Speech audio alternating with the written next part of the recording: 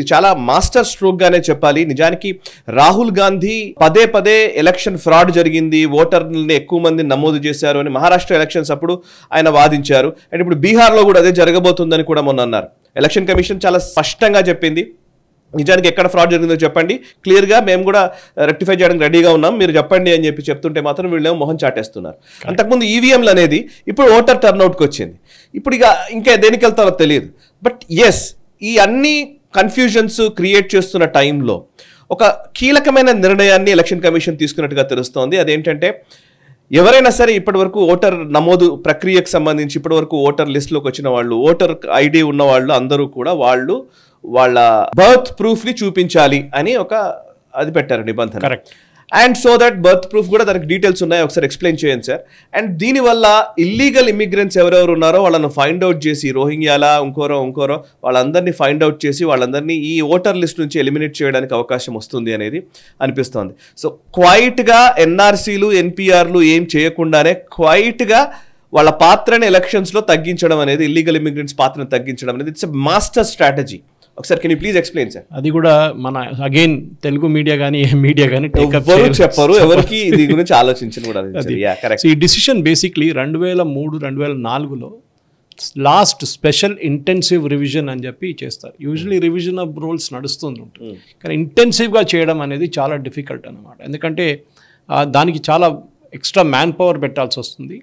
అది కాకుండా ఒక కండిషన్ ఉండాలి, ఇంటెన్సివ్ మీరు ఏం చేస్తున్నారు, దీనికన్నా ముందే చేసే దానికన్నా డిఫరెంట్గా ఏం చేస్తున్నారని చెప్పి చెప్తారు సపరేట్. సో ఈసారి జరిగే దాంట్లో 2003-2004లో అంటే 21 సంవత్సరాల ముందు జరిగిన రివిజన్ తర్వాత ఫస్ట్ టైం బీహార్ ఎలక్షన్తో పాటు బీహార్లో మొదలు పెడుతున్నారు. దట్ ఈస్ ఒక self attested declaration form for Indian citizens. Vote చేసే ఇండియన్ సిటిజన్సే కదా సాయి గారు. ఇండియన్ సిటిజన్స్కి ఒక సెల్ఫ్ అటెస్టెడ్ డిక్లరేషన్ ఫామ్ ఇవ్వాల్సి వస్తుంది. ఏంటి, నేను Indian citizen by birth, by registration are by naturalisation. ఈ 3 ఫార్మాట్స్ ఉన్నాయి మనకు అందరూ తెలుసు. ఇప్పుడు సిఏఏ వచ్చినప్పుడు ఒక ఫార్మాట్ ఉండే, న్యాచురలైజేషన్ ఫార్మాట్ ఒకటి ఉండే, ఇంకోటి రిజిస్ట్రేషన్ ఫార్మాట్ ఉండే. బై బర్త్ అంటే మీరు ఇక్కడే పుట్టారు, ఇండియన్ పేరెంట్స్కి పుట్టారంటే మీరు న్యాచురల్గా ఇక్కడే సిటిజన్ అవుతారన్నమాట. దాంతోపాటు మీరు చెప్పడం ఒక్కడే కాదు, ఇక్కడే నేను ఎప్పుడు తప్పు పడుతున్నప్పుడు రేవంత్ రెడ్డి గారు క్యాస్ట్ సర్వే చేశారు ఇక్కడ. దట్ సర్వే ఇస్ ఫ్లాడ్ బికాస్ మీరు ప్రూఫ్ అడగలేదు. డాక్యుమెంటరీ ప్రూఫ్ అడగకుండా మీరు ఎట్లా డిసైడ్ చేశారో ఈయన క్యాస్ట్ ఇదని చెప్పేసి 10 మంది కలిసి లేకుండా 100 మంది కలిసి మేము ఈ క్యాస్ట్ అని చెప్పేసి మీరు యాక్సెప్ట్ చేస్తారా? చేయకూడదు. అది చేసిన తప్పు. యూనియన్ గవర్నమెంట్ ఏం చేస్తారో చూద్దాం మనం. న్యాచురలీ మన సపరేట్ వాళ్ళ డాక్యుమెంటేషన్ సపరేట్ రాబోతుంది సెన్సస్లో. కానీ ఇక్కడ సాయి గారు ఈ ప్రూఫ్ ఆఫ్ బర్త్ ఎందుకు అడుగుతున్నారంటే రాహుల్ గాంధీ చాలా గొడవ చేశారు, అందరు దొంగలను ఎక్కించుకున్నారు బీజేపీ వాళ్ళు ఓటు వేశారు, వాళ్ళు గెలిచారు. రాహుల్ గాంధీ లిస్ట్ అంటారు, ఖర్గే గారు మిషన్ అంటారు, మూడో పంచి ఇంకేమని అంటారు. సో ఇప్పుడు ఎలక్షన్ కమిషన్ ఏమంటున్నారు, మీకు చాలా రెఫరెన్సెస్ ఇచ్చాం, మీకు చాలా క్లారిటీ ఇచ్చాం, సరే మీరు కంప్లైంట్ చేస్తున్నారు కదా, we're going to do a revision. That is special intensive revision, అంటే ఎస్ఐఆర్ అంటారు దీన్ని ఎలక్షన్ కమిషన్ లాంగ్వేజ్లో. సో ఇది ఇప్పుడు మొదలవుతుంది, ఈ వారం నుంచి మొదలవుతుంది అనమాట. కరెక్ట్. సో ఎలక్షన్ కమిషనర్స్ ఎందుకంటే వీళ్ళకి ఈ పవర్ ఎక్కడి నుంచి వస్తుందంటే Section 21 of the representation of people's act కింద ఈ పవర్ వస్తుంది సాయి గారు. ఈ సర్ అంటే ఎస్ఐఆర్ని అక్రాస్ ద కంట్రీ లాంచ్ చేయబోతున్నారు. సో క్లియర్గా దానికి ఏమంటారంటే for the discharge of the constitutional mandate under article 326 that to protect the integrity of electoral roll. ఎందుకంటే వీళ్ళు కంప్లైంట్ చేసేది మొత్తం ఎలక్ట్రల్ రోల్ అందరు దొంగలను ఎక్కించుకున్నారు, బీజేపీ వాళ్ళని ఎక్కించుకున్నారు, లేని పని అందరిని ఎక్కించుకున్నారు, దానికోసం బీజేపీ ఎలక్షన్ గెలుస్తున్నారు. ఇవాళ కూడా ఖర్గే గారు చెప్పారు బీజేపీ ఎలక్షన్ గెలవలేదు, మెషిన్ గెలిపించారంట. సో తెలంగాణలో ఎట్లా గెలిచారో నాకు అర్థం కావట్లేదు. తెలంగాణలో కొంచెం ఎక్స్ప్లెయిన్ చేయాల్సి వస్తుంది, రేవంత్ రెడ్డి గారు ఎక్స్ప్లెయిన్ చేస్తారేమో. తెలంగాణలో ఒకటే ఇట్లా జరిగింది, కర్ణాటకలో ఎట్లా జరిగింది, జార్ఖండ్లో ఎట్లా జరిగింది, కశ్మీర్లో ఎట్లా జరిగింది చెప్తే బాగుంటుంది. కశ్మీర్లో అది కూడా జమ్మూ వైపు ఒక రిజల్ట్, వ్యాలీలో ఇంకో రిజల్ట్ వచ్చింది, అది కూడా ఇంత మ్యానిపులేషన్ జరిగిందా అని ఎక్స్ప్లెయిన్ చేయాలన్నమాట.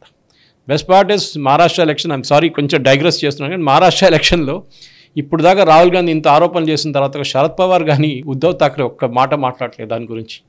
దే నో ఏం జరిగిందని, వాళ్ళకి తెలిసి ఓడిపోయారని చెప్పి. You should know how to accept it. అది వాళ్ళు చేయట్లేదు అనమాట. సరే దీనికి వద్దాం సాయి గారు. ఫస్ట్ ఏం చేయాలంటే మీకు 18 సంవత్సరాల కన్నా మీరు పైన ఉంటే you can become a voter as per law. Correct. So మీరేం చేయాలంటే మీ పార్లమెంటరీ కాన్స్టిట్యున్సీ కానీ మీ అసెంబ్లీ కాన్స్టిట్యున్సీలో మీరు మీ సిటిజన్షిప్ ప్రూఫ్ని 11 ఎలిజిబుల్ డాక్యుమెంట్స్తో ప్రూవ్ చేసుకోవచ్చు. 11 మనం ఎందుకు గుర్తుపెట్టుకోవాలంటే దీనికి ఇప్పుడు ఒక్క డాక్యుమెంట్ అడిగితే మీ దగ్గర ఉండదు, రెండో డాక్యుమెంట్ ఉండకపోవచ్చు, అట్లాంటి చాలా డాక్యుమెంట్స్ అడుగుతున్నారు. ఈ డాక్యుమెంట్ సబ్మిటెడ్ ఈసీ పోర్టల్ మీద అప్లోడ్ చేస్తారన్నమాట. ఎవరు? ఈ అసెంబ్లీ కాన్స్టిట్యున్సీ రివిజన్ చేస్తున్న వాళ్ళు. ఎందుకంటే నేను మళ్ళీ అదే రిపీట్ చేస్తున్నాను, రాహుల్ గాంధీ కానీ వాళ్ళు చంచలు ఇదే చెప్పుకుంటూ పోతున్నారు, ఇన్ఎలిజిబుల్ ఓటర్స్ని యాడ్ చేశారు అది ఇది అని చెప్పి. So bogus entries, deleting bogus entries and specially illegal migrants, ఎందుకంటే రోహింగ్యాల్ని, బంగ్లాదేశ్ వాళ్ళని, స్పెషలీ వెస్ట్ బెంగాల్, బీహార్, ఉత్తరప్రదేశ్ చాలా ఫుల్, ఈవెన్ అస్సాంలో కూడా కంప్లీట్గా వీళ్ళు ఎలక్ట్రల్ లిస్టులో అస్సాంలో 21 కాన్స్టిట్యున్సీలు మారిపోయిన సాయి గారు. హిందూ మెజారిటీ కాన్స్టిట్యున్సీ ఇప్పుడు ముస్లిం మెజారిటీ అయిపోయింది. ఆలోచించండి. ఆఫ్టర్ ద 71 వార్ ఇదంతా మొత్తం జరిగింది లాస్ట్ 20, 30, 40 సంవత్సరాల్లో. సో సిటిజన్షిప్ యాక్ట్ రూల్స్ కింద ఓటర్స్ 3 కేటగిరీస్ సాయి గారు. ఎందుకంటే ఇది ఇక్కడ కూడా రాబోతుంది, తెలంగాణలో కూడా. తెలంగాణ వాళ్ళు మాకేం ఇది బాధపడి ఇక్కడ మాకు ఇది మా దగ్గర రాదు, పనికిరాదు అంటే కాదు. ఇక్కడ కూడా ఈ బీహార్ ఎలక్షన్ అయిపోయిన తర్వాత బహుశా దానికన్నా ముందు కూడా ఇక్కడ చేయొచ్చు. ఎందుకంటే ఇక్కడున్న ఎలక్షన్ కమిషన్ స్టాఫ్ సపరేట్ ఉంటుంది. బహుశా డిసెంబర్లో లేకుంటే ఎప్పుడైనా టీచర్లు ఫ్రీ ఉన్నప్పుడు, టీచర్లు ఎక్కువ వాడుకుంటారు కదా దీనికి. సో వెకేషన్ దసరా వచ్చినప్పుడు ఎప్పుడైనా వీళ్ళని వాడుకొని ఈ రివిజన్ చేస్తారన్నమాట. దీంట్లో 3 సాయి గారు సిటిజన్షిప్ యాక్ట్లో ఇప్పుడు declaration require new and shifted voters to declare. కొత్త voters, new and shifted voters, వాళ్ళేం డిసైడ్ చేయాలి? If you are born before July 1st, 1987, మీరు July 1st, 1987 కన్నా ముందు పుట్టారంటే నేను చెప్పబోయే 11 డాక్యుమెంట్లో ఒక డాక్యుమెంట్ ఇస్తే చాలు. ఆ డాక్యుమెంట్ లిస్ట్ నేను చెప్తాను సాయి గారు. రెండో కేటగిరీ, అది చాలా ఇంట్రెస్టింగ్ ఉంది. ఇప్పుడు నాకు ఈ డేట్ ఎందుకు అర్థం కావట్లేదు, 87 ఎందుకు పెట్టారో నాకు అర్థం కావట్లేదు. July 1st, 1987 మంచి రోజో ఏదో తెలియదు కానీ, if you are born in India between July 1st, 1987, దీనికన్నా ముందు బిఫోర్ అన్నాం, దాంట్లో ఒకటే డాక్యుమెంట్, 11 డాక్యుమెంట్స్ ఒక డాక్యుమెంట్ ఇస్తే సరిపోతుంది.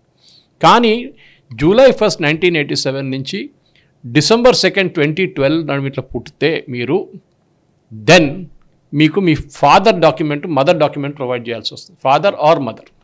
ఓకే, ఇప్పుడు ఇంట్రెస్టింగ్ అవుతుంది. ఎందుకంటే రోహింగ్యాలు దొంగ సర్టిఫికేట్ తయారు చేసుకున్నారు వాళ్ళ అమ్మ నాన్న పేరు మీద, బర్త్ సర్టిఫికేట్ కూడా తయారు చేసుకుంటారు. కానీ అమ్మ నాన్న ప్రూఫ్ ఎక్కడి నుంచి తీసుకొస్తారు వాళ్ళు?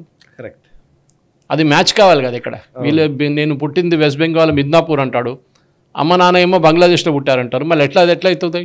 మ్యాచ్ కాదన్నమాట. So you have to prove it. Third thing, if Born after 2nd December 2004, 87 and 2012 నడిమిట్లో ఉన్నా కానీ December 2004 తర్వాత పుట్టిన వాళ్ళకి అపార్ట్ వాళ్ళ ప్రూఫ్తో పాటు వాళ్ళ parents proof, date of place of birth, date and place of birth proof provide చేయాలి. అది కాకుండా నాన్ ఇండియన్ పేరెంట్స్కి పుట్టారనుకోండి, వాళ్ళ passport and visa at the time of the birth, మీరెప్పుడు పుట్టారో 2004 తర్వాత ఆ టైంలో మీ నాన్నగారిదో అమ్మగారిదో అది పాస్పోర్ట్, వ్యాలిడ్ పాస్పోర్ట్ కావాలి. దాంతోపాటు వీసా, అంటే మీరు వాళ్ళు ఇక్కడ వచ్చిన తర్వాతనే పుడతారు కదా, అమ్మగారు బయట ఉండి మీరు ఇక్కడ పుట్టలేరు కదా. స్పెషల్ ఫాదర్ చెప్పొచ్చు నేను ఇక్కడ లేనని, కానీ అమ్మగారు ఇక్కడ ఉండాలి ఇండియాలో పుట్టారంటే. మళ్ళీ ఆమెకు వీసా ఉందా? వీసా లేకుండా ఆమె ఇండియాకి ఎట్లా వచ్చింది? పాస్పోర్ట్ ఉందా? పాస్పోర్ట్ లేకుండా ఇండియాకి ఎట్లా వచ్చింది? Non resident India. So always నుంచి పట్టుకుంటున్నారనమాట. సో ఇదంతా అటాచ్ చేసి, ఇది especially the last one, we have to attached registration issued by an Indian machine out side India for certification of registration if acquired by registration are naturalisation. మీరు బయట నుంచి వచ్చి అద్నాన్ సామి లాంటి వాళ్ళు ఇక్కడ సిటిజన్షిప్ తీసుకున్న వాళ్ళకి, మీరు బయట పుట్టారు కానీ మీరు సిటిజన్షిప్ తీసుకుంటే అప్పుడు అక్కడ ఉన్న ఇండియన్ మిషన్ నుంచి డేట్ ఆఫ్ బర్త్ ప్రూఫ్ తీసుకొచ్చి అటాచ్ చేసి ఇవ్వాల్సి వస్తుంది. ఇది ఒక 4-5% ఉంటుంది సాయి గారు. మ్యాక్సిమం 95% మన దగ్గరే పుట్టిన వాళ్ళు ఉంటారు. కానీ దాంట్లో 95లో మినిమం ఒక 25-30% ఆర్ ఫేక్. 25 మినిమం ఉంటారు. ఈ బంగ్లాదేశీ, రోహింగ్యాలు అందరూ, బంగ్లాదేశ్ నుంచి వచ్చిన వాళ్ళు అందరూ ఉన్నారు దీంట్లో. వీళ్ళది కంప్లీట్గా డే టు డే వాళ్ళ మొత్తం ఏం చెప్తారు, వాళ్ళ కంప్లీట్ వాళ్ళ ప్రూఫ్ తీస్తున్నారు, వాళ్ళ ఫ్యామిలీది బయటికి తీస్తున్నారు. సో మీరు పంచాంగం మీరు చదివితే మీరు ఏం చెప్తారు, అస్ట్రాలజీ చదివి చెప్తారు ఇప్పుడు ఏంటి మీరు ఎక్కడ పుట్టారని చెప్పేసి. సరే, 11 డాక్యుమెంట్లు ప్రొవైడ్ చేయాల్సింది బిఫోర్ 1987. ఏంటది? Any pension payment order issued by central or state government. మీరు central government employee, state government employee ఉండొచ్చు, లేకుంటే పిఎస్యూ ఎంప్లాయీ ఉండొచ్చు. మీకు పెన్షన్ వస్తే మీకు ఒక ఐడెంటిటీ ఉంటుంది, కార్డు, అది ప్రొవైడ్ చేయాలన్నమాట. రెండవది, any identity card issued by government authority or bank prior to July 1st, 1987. 1987 July 1st కన్నా ముందు ఇష్యూ చేసిన గవర్నమెంట్ అథారిటీ లేకుండా కార్డు అది పనికొస్తుంది. మూడోది birth certificate. Usually birth certificate అనగానే మనం ఎప్పుడు చెప్తాం ఆ టైంలో హాస్పిటల్ లేవు, మేము ఎక్కడి నుంచి చెప్పించుకోవాలి, ఇప్పుడైతే హాస్పిటల్స్ ఉన్నాయి, మీరు జిహెచ్ఎంసీకి వెళ్ళి అప్లై చేస్తారు బర్త్ సర్టిఫికేట్ కోసం. సరే, అది లేదు. 10th క్లాస్ సర్టిఫికేట్ ఉందా? ఉండాల్సింది. 10th క్లాస్ సర్టిఫికేట్లో మీ డేట్ ఆఫ్ బర్త్ ఉంటుంది. మోస్ట్ ఆఫ్ ద టైం మనం ఏ కోర్స్ చేసినా కానీ మీకు గుర్తుంటుంది సాయి గారు, మనం ఈవెన్ మీరు ఇంజనీరింగ్ చేశారు, ఇంజనీరింగ్ టైంలో అప్లై చేసినప్పుడు కూడా 10th క్లాస్ సర్టిఫికేట్ చాలా, ఇంటర్మీడియట్ లేకుండా కూడా పోతుంది, కానీ మినిమం 10th క్లాస్ సర్టిఫికేట్ కావాలి. ఎందుకంటే దాంట్లో ఉన్న proof is considered as your date of birth. అది సరే, నేను 10th క్లాస్ చదవలేదు, మిగతా ఉన్నాయి కదా. 4వ ఆప్షన్ పర్మనెంట్ రెసిడెన్స్ సర్టిఫికేట్. మీరు ఒక ఫ్లాట్ కొనుక్కున్నారు, లేకుంటే ఇల్లు కొనుక్కున్నారు, లేకుంటే ఇంకేదైనా ఉంటుంది, మీ సర్టిఫికేట్ ఒకటి ఉంటుంది, అది యూజ్ చేసుకోవచ్చు సాయి గారు మీరు. Next forest right certificate. నేను ఆదివాసీని, నేను ఉండేదేమో ఏదో అడవి లోపల ఉంటున్నానంటే ఫారెస్ట్ రైట్ సర్టిఫికేట్ ఒకటి ఉంటుంది, అది ఇవ్వచ్చు. కోటి ఓబీసీ ఎస్సీ ఎస్టీ సర్టిఫికేట్, ఇది ప్రొవైడ్ చేయొచ్చు.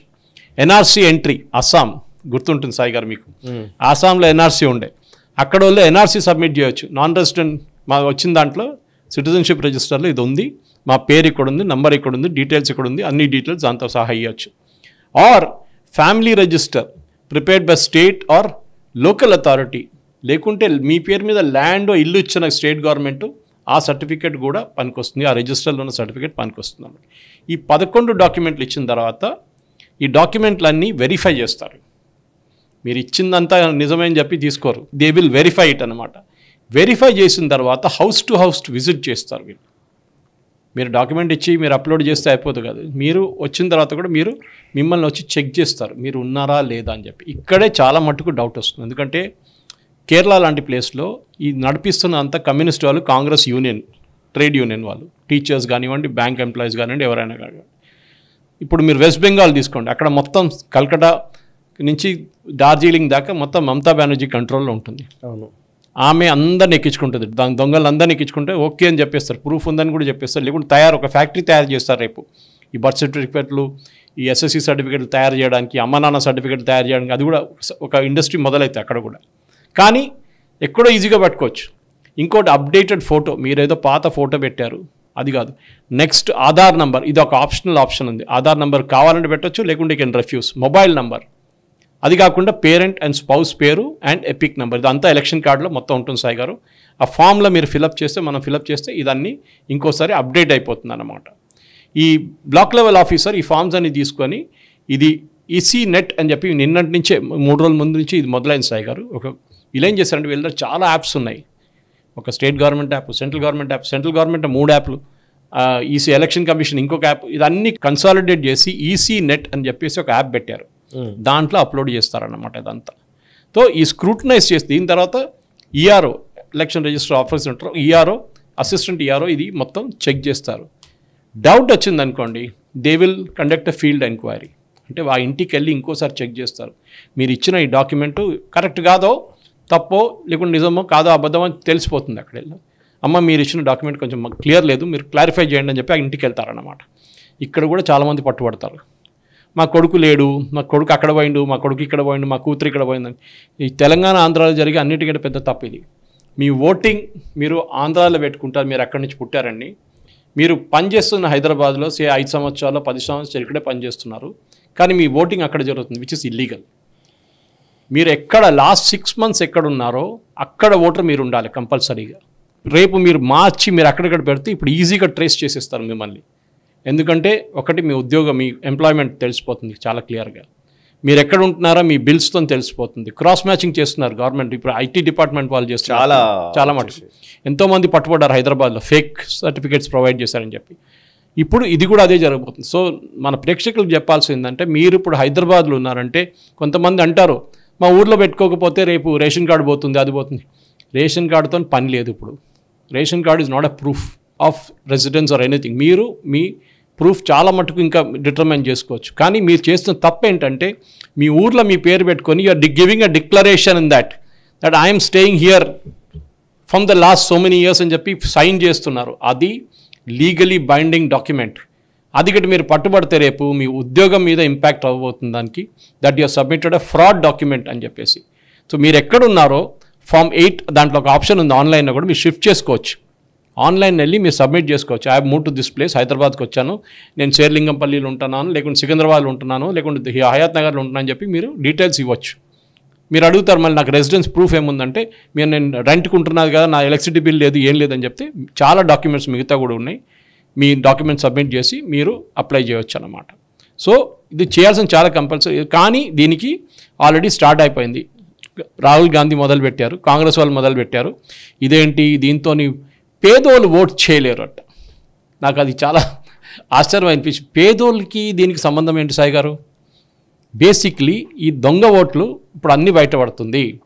రాహుల్ గాంధీ చెప్పిన ఇదే దేవేందర్ ఫడ్నవీస్ 26% మందిని ఎక్కించుకున్నారు ఆయన ఎలక్ట్రల్ రోల్ అని చెప్పారు కదా, మీరు ఛాలెంజ్ చేయొచ్చు. ఇప్పుడు ఏమంటున్నారు, మాకు మిషన్ రీడబుల్ ఫార్మాట్లో మాకు డేటా ఇవ్వండి అంటున్నారు. మిషన్ రీడబుల్ ఫార్మాట్లు ఇస్తే సాయి గారు రేపు అది క్రెడిట్ కార్డ్ కంపెనీ చేతిలో పడుతుంది. కరెక్ట్. ఎవరైనా మిస్యూజ్ చేసుకోవచ్చు. ఎందుకంటే మీరు కాపీ పేస్ట్ చేసి కొట్టేస్తే అయిపోతుంది మొత్తం డేటా. మీ కొన్ని ప్లేస్లో టెలిఫోన్ నెంబర్ కూడా దొరుకుతుంది, కొన్ని ప్లేస్లో ఆధార్ కార్డు కూడా దొరుకుతుంది మీకు. సో వాళ్ళు అన్నారు మిషన్ రీడబుల్ ఫార్మాట్లో ఇవ్వలేము, మేము ప్రింటెడ్ ఫార్మాట్లో ఇస్తున్నాం, మీరు దాన్ని కన్వర్ట్ చేసుకోండి కావాలంటే, మీరు ఎంటర్ చేసుకొని ఫిజికల్గా ఎంటర్ చేసుకోవచ్చు. అది కాంగ్రెస్లో చెప్పే, అది కాదు, మాకు ఇదే కావాలి. నెక్స్ట్ ఎలక్షన్ రోజు ఓటేసిన వాళ్ళకి మాకు వాళ్ళ వీడియో కావాలి. ఇప్పుడు నేను వెళ్ళి ఓటేస్తాను సాయి గారు, వీళ్ళేం డిటర్మైన్ చేస్తారు, ఆ ఓట్లు ఆ బూత్లో 500 ఓట్లు పడ్డాయి, 480 బీజేపీకి పోయింది, 20 కాంగ్రెస్ పోయింది. అక్కడ తెలంగాణ ఎగ్జాంపుల్ తీసుకుందాం, ఇక్కడ కాంగ్రెస్ గవర్నమెంట్ ఉంది, వీళ్ళని డిటర్మైన్ చేస్తారు. ఈ బూత్లు ఎవరెవరు ఓట్ చేస్తారో ఆ పేర్లు మీరు దగ్గర ఉంటుంది. వీళ్ళ ఎలక్షన్ ఏజెంట్ దగ్గర, రూమ్లో కూర్చున్న ఎలక్షన్ ఏజెంట్ దగ్గర డీటెయిల్స్ మొత్తం ఉంటుంది, ఎవరెవరు ఓటేశారని. ఈజీగా ప్రాబబుల్ మ్యాచ్ చేసుకోవచ్చు, ఎవరు ఓటేశారు ఎప్పుడు వేశారని చెప్పేసి వాళ్ళ మీద ఒక క్యాంపెయిన్ నడిపించవచ్చు. కరెక్ట్. వాళ్ళ ఇంటికి నీళ్లు బంద్ చేయడమో మిగతా ఏమని చేయడం అన్నీ చేయొచ్చు, హారాస్మెంట్ మొత్తం మొదలవుతుంది. దానికోసం ఎలక్షన్ కమిషన్ అంటున్నారు ప్రైవసీ. మీరు ప్రైవసీ పెట్టి ఉన్నప్పుడు మీరు ఎట్లా అడుగుతారు డేటా, వీడియో మీరు కావాలని వచ్చి చూసుకోవచ్చు, కానీ మీతో షేర్ చేయం. మీ మనిషిని కూర్చోబెట్టండి, మేము చూపిస్తాం ఏ బూత్ ఏ టైం ఏం కావాలంటే మొత్తం పంపిస్తాం.